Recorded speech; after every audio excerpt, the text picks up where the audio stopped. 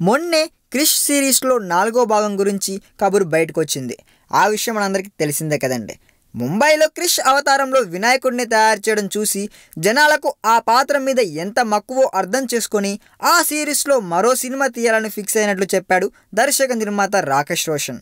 ఈ సినిమా గురించి ప్రకటన చేస్తూనే 2018 క్రిస్మస్ పండుగకి విడుదల చేయబోతున్నట్లు కూడా వెల్లడించాడు. కానీ ఇప్పుడు ఆ నిర్ణయం మార్చుకున్నాడంట.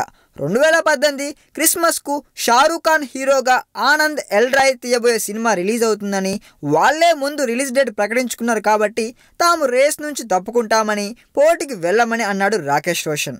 అయితే వచ్చే ఏడాది జనవరి 26న హృతిక్ సినిమా కాబిల్ను మాత్రం రిలీజ్ చేసి తీరుతానని, షారూక్ రాయిస్ సినిమాను ఆ రోజు విడుదల చేస్తారా లేదా అన్నది వాళ్ళిష్టం అని చెప్తున్నాడు రాకేష్ రోషన్. షారూక్ 2018 క్రిస్మస్ పండక్కి తన సినిమాను రిలీజ్ చేస్తుంటే నా సినిమా విడుదల తేదీని మార్చుకుంటాను, ఎందుకంటే నాకంట ముందే షారూక్ సినిమా తేదీని ప్రకటించారు.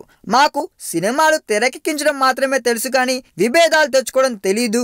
అలాగే కాబిల్ విడుదల తేదీని నేనే ముందు ప్రకటించాను, వాళ్ళు కూడా అదే రోజు కావాలనుకుంటే నేనేం చేసేది లేదు. షారూక్ ఖాన్ నా తమ్ముడు లాంటోడు, కింగ్ అంకుల్తో అతనికి మంచి విజయం అందించాను. కరుణ్ అర్జున్, కోయిలా లాంటి సినిమాలకు కూడా పనిచేశాం. షారూక్ ఏదైనా పద్ధతి ప్రకారం చేస్తాడన్న నమ్మకం.